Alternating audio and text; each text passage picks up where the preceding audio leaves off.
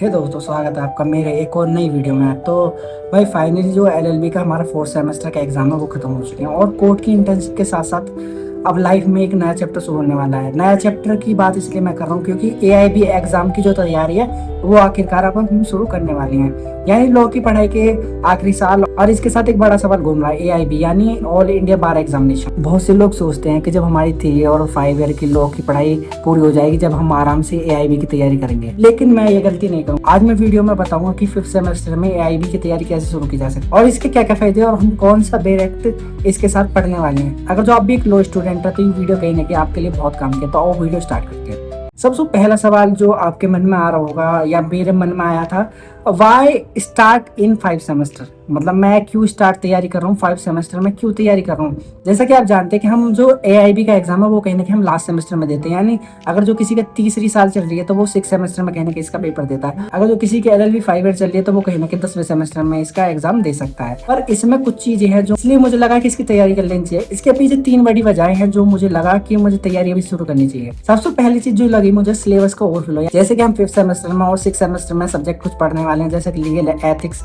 ADR, property law, CrPC और CPC, बाकी का सब वो सीधा कहीं ना कहीं एआईबी एग्जाम में पूछ लिया जाता है। तो इसलिए मुझे लगता है कि एक तीर से कहीं ना कहीं 2 निशाने हो जाएंगे, यानी कॉलेज की तैयारी हो जाएगी और एआईबी का जो सिलेबस उसकी तैयारी भी हो जाएगी। दूसरा मुझे लगता है लास्ट मोमेंट का प्रेशर नहीं रहेगा। यानी जैसे कि आप जानते हो एआईबी में कहीं ना कहीं 19 सब्जेक्ट आते हैं और डिग्री खत्म होने के बाद आप कोर्स जाना शुरू करते हो, तो फिलहाल फाइनल संभालना और इंटर्नशिप करना या 19 सब्जेक्ट रखना भाई बहुत ही मुश्किल हो जाता है। तो अभी से कह रहे कि थोड़ा थोड़ा पढ़ेंगे तो बाद में कहीं ना कहीं आपका प्रेशर जो है कम रहेगा।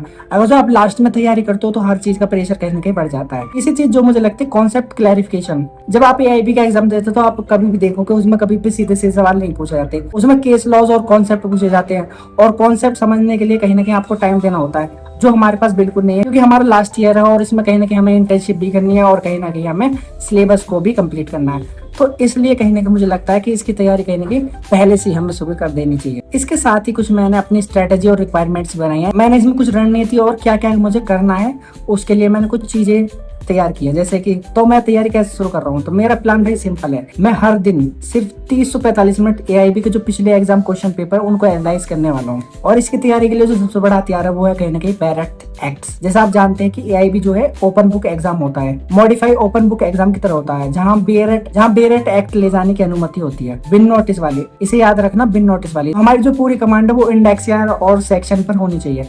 तो इसलिए मुझे लगता है कि कहीं ना कहीं ये कुछ स्ट्रेटेजी है जो अभी से मुझे शुरू करनी होंगी ताकि मैं एग्जाम को अच्छी तरह से दे सकूं। एक क्वेश्चन जो आपके मन में सबसे ज्यादा आना चाहिए कि इसमें मुझे कौन से डायरेक्ट जरूरी हैं। एआईबी में कहीं ना कहीं 19 पेपर होते हैं, वो आप जानते हैं, लेकिन सबसे स्मार्ट स्ट्रेटेजी ये है कि उन सब्जेक्ट को पकड़ो जिनमें सबसे ज्यादा वेटेज है। खासकर आपको ये डायरेक्ट एक्ट सबसे पहले पढ़ने चाहिए। जो मुझे लगता है सबसे पहला एक्ट जो मुझे लगता है वो ये पढ़ना चाहिए था, डिवोर्स एक्ट 1869 हिसाब से बहुत ही ज्यादा इंपॉर्टेंट है मेरे हिसाब से। तो इस तरह का बैरेट एक्ट आपको जरूर पढ़ने चाहिए जो कि एक इम्पोर्टेंट होते हैं आपके एआईबी एग्जाम में। दूसरा एक्ट जो है मुझे लगता है वो है मुस्लिम लॉ, जो कि बहुत ही ज्यादा जरूरी होता है एक एआईबी एग्जाम में। मुस्लिम लॉ और हिंदू लॉ दोनों आपको पढ़ने चाहिए, पर मैं स्टार्टिंग कहीं ना कहीं मुस्लिम लॉ से कर रहा हूँ क्योंकि इसमें बहुत सारे कॉन्सेप्ट है जो सिमिलर से आपको दिखते हैं।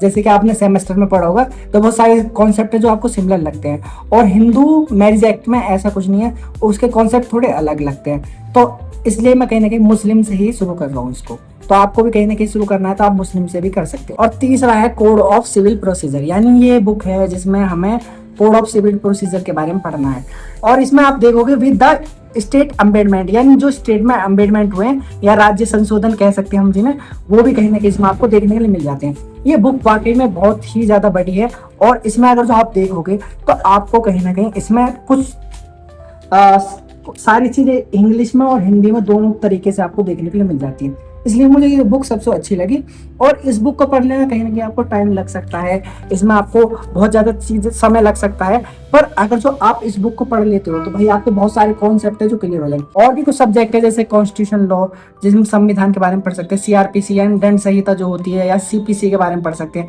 आईपीसी एविडेंस एक्ट और कहीं ना कहीं कॉन्ट्रैक्ट टॉर्ट और कहीं ना कहीं कस्टमर प्रोटेक्शन। इन बारे में हम कहीं ना कहीं पढ़ सकते हैं। ये बहुत जरूरी एक्ट है जिनके बारे में आप पढ़ सकते हो। तो इनको कहीं ना कहीं आपकी जो शुरुआत होनी चाहिए वो इन सब्जेक्टों से आपकी शुरुआत होनी चाहिए। आप बेयर टेक्स्ट से या सब्जेक्ट से शुरुआत होनी चाहिए। अगर जो आप इनके बारे में जानते हो या और अच्छी तरीके से जानना चाहते हो तो कहीं ना कहीं आपको नोट्स बनाना चाहिए। और इंपॉर्टेंट चीजें हैं, केस लॉज हैं, उनको कहीं ना कहीं आपको याद होनी चाहिए। तो आप कहीं ना कहीं और अच्छी तरीके से इसके प्रिपरेशन कर सकते हो। मतलब 6-7 मेजर बेयर एक्ट पर पकड़ बना लेते हो तो आपके 60-70 नंबर यहाँ से पक्के हो जाते हैं। जबकि एग्जाम पास करने के लिए आपको 45% चाहिए होता है, आप जनरल में हो या ओबीसी में हो।